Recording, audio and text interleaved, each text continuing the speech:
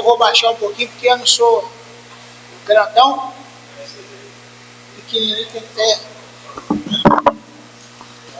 Aleluias. Queridos, eu e o Bispo Robson estava falando outro dia, uma frase que na internet é bem verdade, que alguém disse assim, que o ovo do pato é mais saudável, mais caro, é melhor ovo de pata, né?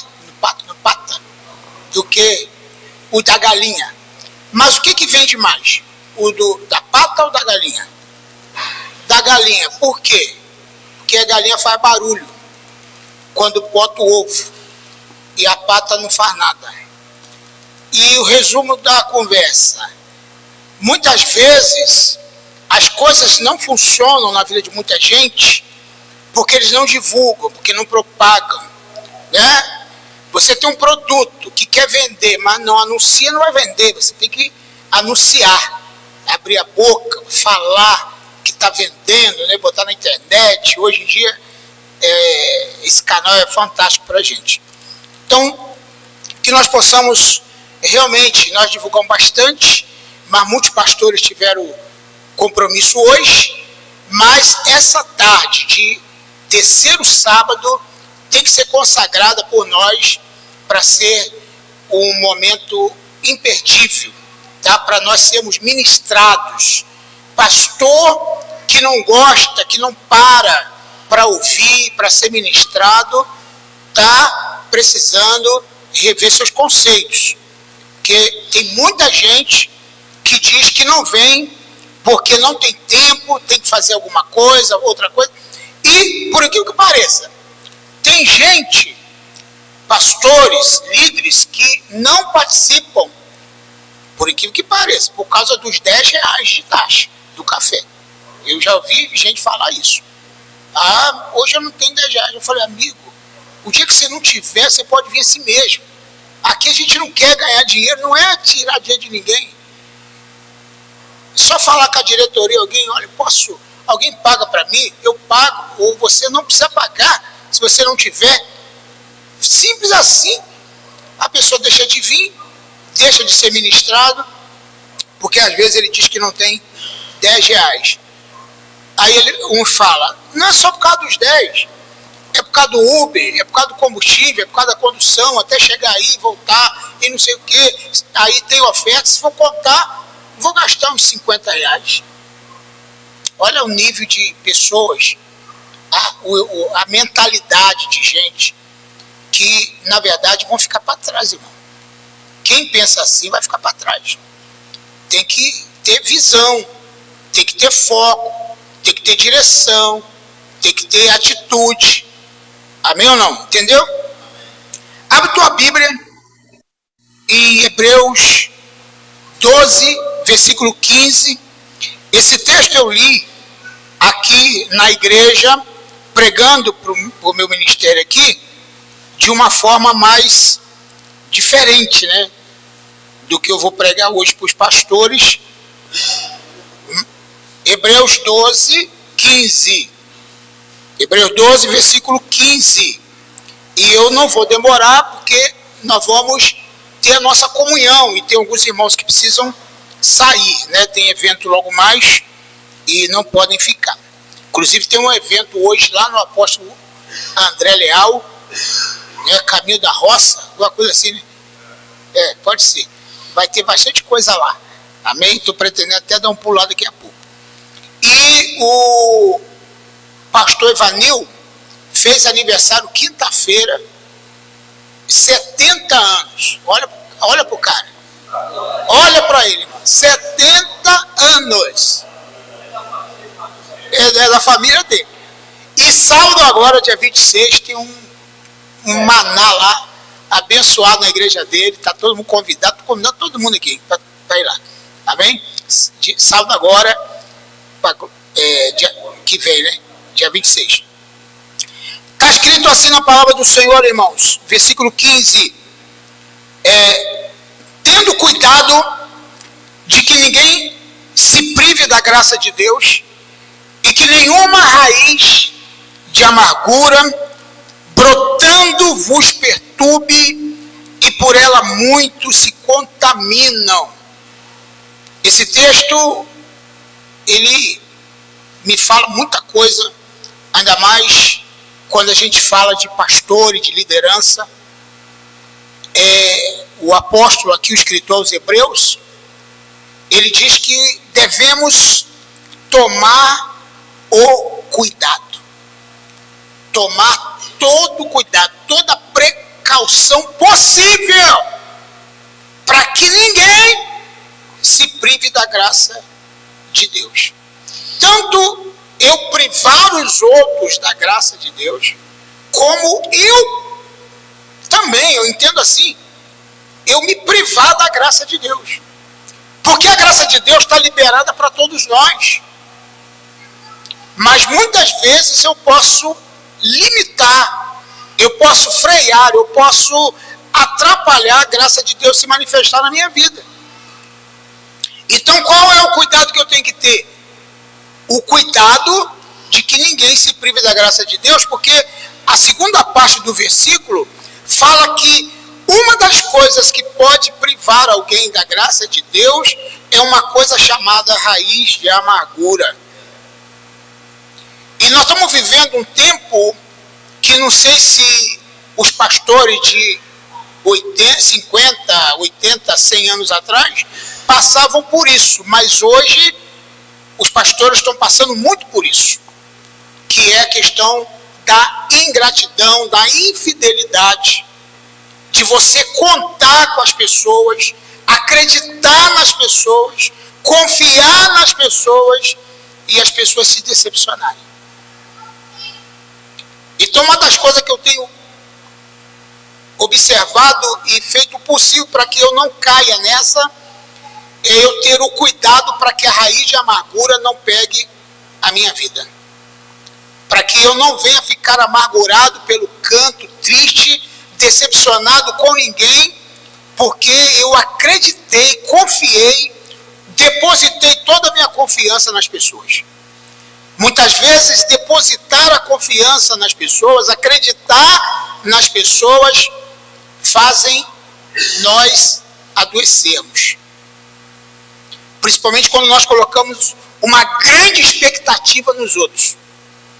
Tá? Sabe aquela pessoa que você acreditou, que você confiou, né? A gente estava conversando, eu, Bispo Robson e Pastor Omi, sobre um pouquinho disso aqui, e inclusive o Pastor Omi falou o seguinte, uma frase muito interessante: nós temos que saber quem somos, e não o que temos. Porque tem muita gente escorado no que tem, e se atribui, e se gaba, e se orgulha do que tem. Mas nós precisamos entender o que somos. Porque o que você tem não tem valor nenhum. Porque o que você é mais importante do que você tem. Sim ou não? Então, você ser alguma coisa é mais importante do que você ter alguma coisa. Porque tem gente que tem, mas não é. Então, a raiz de amargura é algo horrível, que gruda nas pessoas, e eu costumo, eu sempre quando eu prego nisso, falo de cura emocional, eu faço a comparação, eu já fiz isso, a comparação várias vezes, vou fazer de novo, daquela planta erva de passarinho, que agarra na árvore, sabe? Você já viu a raiz da erva de passarinho? Ela não faz raiz na terra, ela faz raiz na árvore. Ela faz raiz na própria árvore. Agora, como é que aquela árvore de passarinho nasceu lá? O nome já diz, erva de passarinho. Algum passarinho deixou lá. Foi lá, pegou em algum lugar, chegou e pousou e deixou. Veio a chuva, até as fezes, veio a chuva, brotou. Aí é insignificante, enquanto está pequenininho, não machuca a árvore, nada, não faz nada. Mas aquela erva de passarinho vai crescer. Ela vai crescer, vai grudar, vai entranhar na árvore, ao ponto de deixar aquela árvore seca. Enquanto a erva fica bonita, a árvore fica seca. Porque ela tira toda a energia da árvore. Ela se alimenta da energia da árvore. E a árvore fica feia e ela fica bonita. Será que isso lembra alguma coisa para você? Que quando alguém gruda em você, está perto de você, consegue sugar toda a sua energia, e você vai definhando, vai ficando tão apático, vai ficando tão deprimido, enquanto aquela árvore de passarinho lá, que pode ser uma pessoa, porque quando a Bíblia fala ninguém, ela está falando de alguém. Quando fala, tenha cuidado com que ninguém, esse ninguém é alguém, é ou não é? E a gente não tem decepção com cachorro, com gato, com nada. A gente tem decepção com gente, com pessoas. Então, uma das coisas que nós, pastores, precisamos ter o cuidado é de não se deprimir, é não perder a vitalidade, o amor pela vida, a paixão pela vida. Isso é muito importante. Eu, quando leio aquela palavra, quando Jesus falou assim, olha o que ele disse, isso é muito importante. Ele disse que que adianta o homem ganhar o mundo todo e perder a sua alma? Já leu isso? Agora, como que você entende esse versículo? Que adianta o homem ganhar o mundo todo e perder a alma? E quando eu leio perder a alma, não é perder a salvação só. Perder a alma, eu fiz um podcast aqui com o apóstolo Eliésio, e a gente falou disso aqui.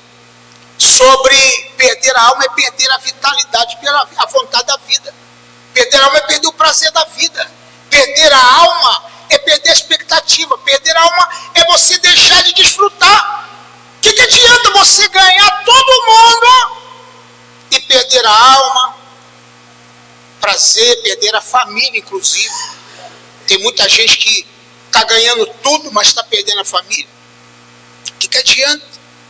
A gente tem que ter o foco e não perder a alma.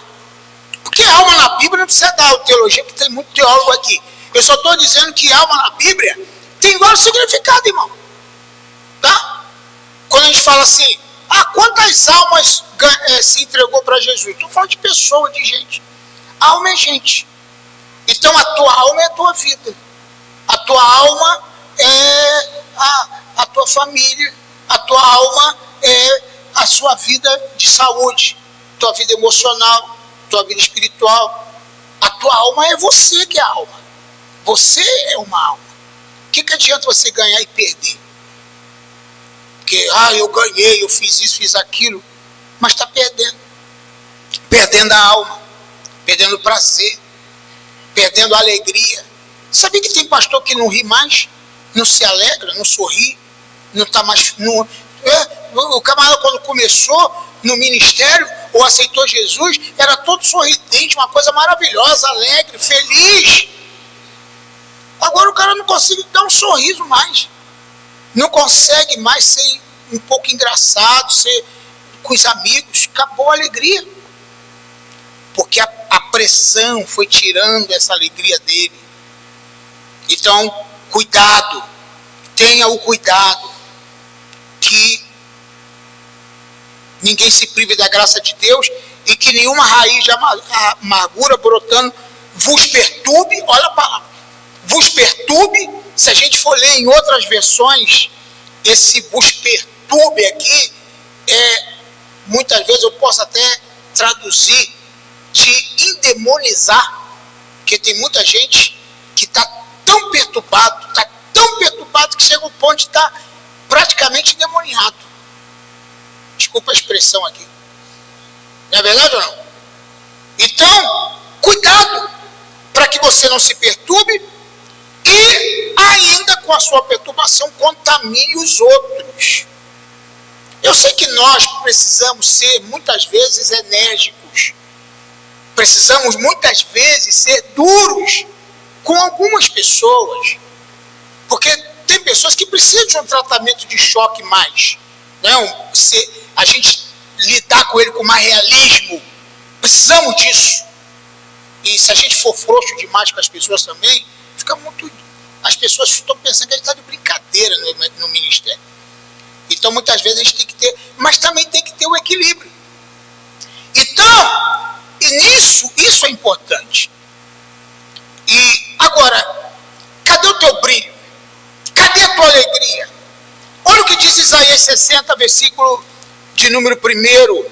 Eu gosto muito desse versículo, porque ele fala uma coisa muito interessante aqui, no Isaías 60, versículo 1, ele diz o seguinte: levanta-te e resplandece, porque já vem a tua luz e a glória do Senhor é chegada sobre ti.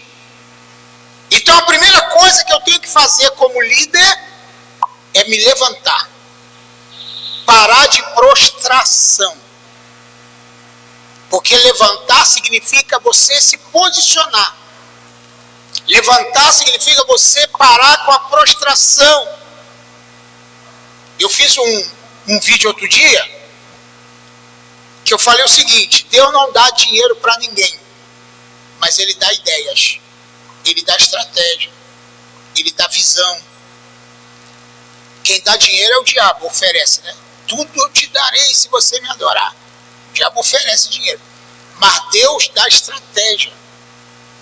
Então, mas para Deus dar estratégia, a gente tem que estar de pé. A gente tem que estar levantado e não prostrado, não sentado, não deitado, não mocorongo. Linguagem militar aí, quem foi nem sabe disso. O mocorongo, né? Eu servi o exército em mais de muitos anos, tem 40 anos atrás, eu lembro disso ainda. Então, quando a pessoa é mocorongo, é aquele que fica sempre para trás, né? Quem foi do exército sabe disso. O mocorongo fica para trás. E tem uma frase de um pastor aí, que sempre fala, já pregou aqui no conselho, um apóstolo, ele fala que quem se adianta governa. A gente às vezes precisa estar de pé, meu irmão, na frente. Levanta e resplandece. Esse resplandecer aqui, levanta e brilhe. Resplandecer é brilhar. Aí tem gente que fala: não quero aparecer, eu não quero aparecer, não gosto desse negócio de botar minha cara, de ficar todo mundo me vendo. Tem gente que tem medo de errar, eu não gosto de errar, eu só vou começar quando eu estiver pronto, eu só vou fazer quando eu tiver certeza. Sabe quando você vai fazer? Nunca. Porque você está esperando o quê para começar, irmão? Está esperando o quê? Ah, mas alguém vai me criticar e daí o problema é dele. Mas comece. Porque às vezes você vai ser bênção para uma pessoa. Ah, mas vai ter 10 para falar mal, o problema é dele. Então se a gente ficar com esse medo, a gente não vai conseguir nada. Entendeu? Então, mas eu vou começar quando eu tiver meu equipamento, quando eu tiver tudo certinho, vou começar quando tiver tudo pronto. Pronto, você vai protelando, vai adiando, vai procrastinando e vai chegar no final, você não conseguiu fazer nada. Porque é chegada a tua luz e a glória do Senhor vai nascendo sobre ti. Amém ou não? Entendeu até aqui? Outra palavra que eu gosto está em Ezequiel 2, versículo 1. Ele fala o seguinte, Ezequiel, ele fala o seguinte: filho do homem, põe-te de pé que eu falarei contigo. Olha que palavra. Filho do homem, põe-te de pé que eu falarei contigo. Então, quando é que Deus quer falar conosco? Quando nós estamos de pé. Deus podia falar com ele deitado, podia. Eu não estou falando de deitado fisicamente, porque Deus já falou com muita gente deitado dormindo, né? Sonhando. Mas aqui é no sentido espiritual, no sentido de você se posicionar. Se posicione. Eu posso trocar a palavra põe de pé para se posicione.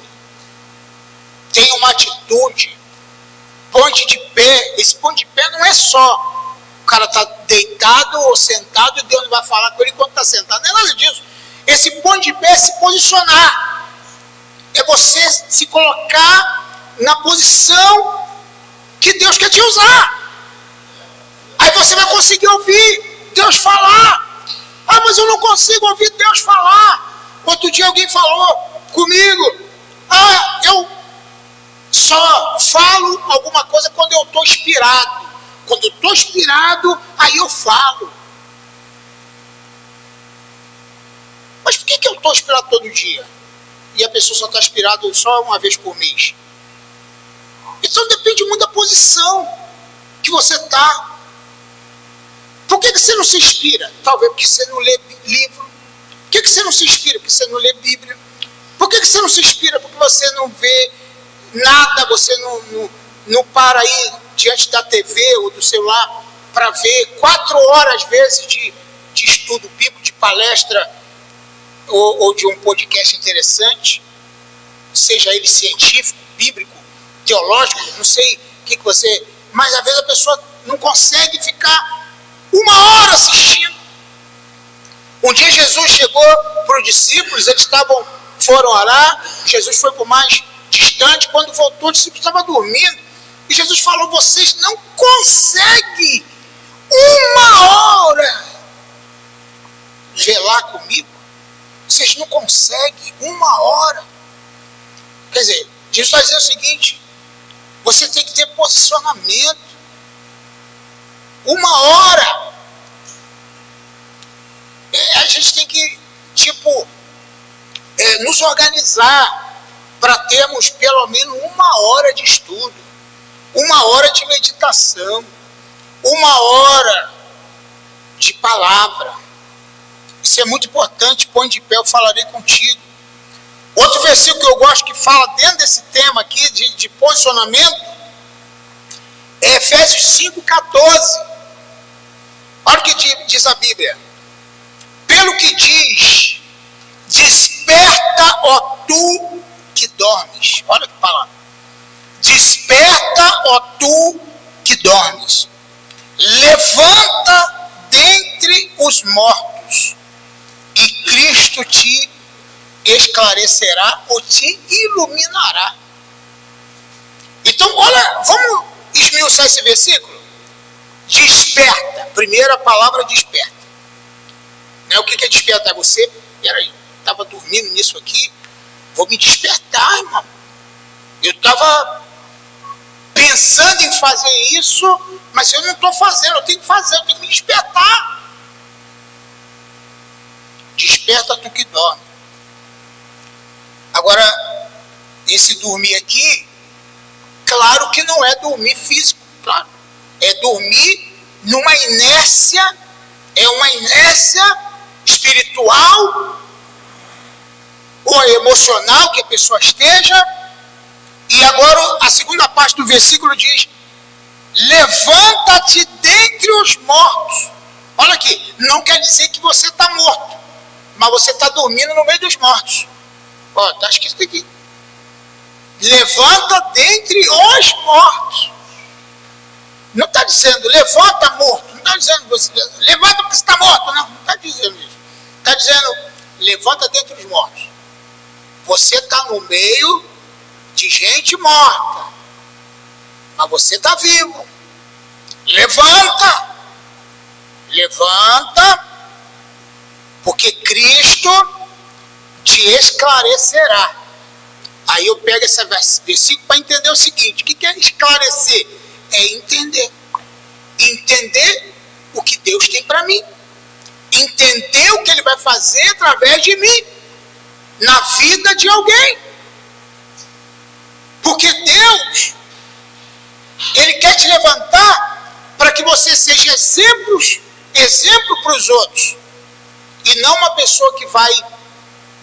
Porque ninguém, irmão, quer se espelhar em alguém que está fracassado. Alguém que vai começar um culto, tipo assim, né? Aqui não tem ninguém que faz isso, mas eu já vi. Ah, irmão, sabia que estava com vontade? Eu não estava nem com vontade de vir hoje. E começa o culto assim. Você já viu? Infelizmente. Ele já vai. Eu falei com uma pessoa dessa outro dia. Falei, se você fosse fazer um teste para ser pastor na Igreja Universal, tu não passaria de jeito nenhum. Nem da Graça, nem do chapelão lá, do Valdomiro. Jamais, porque lá não tem esse negócio de molenga. Né? O camarada vai pro culto. Ah, mas só tem 3 pessoas, só tem 4. Ah, eu estou desanimado, quase que eu não vinha também. Meu irmão, você tem que começar o negócio para frente. Entendeu? Animado, passar energia, passar espírito de fortaleza. Levanta e resplandece. Põe de pé, falarei contigo.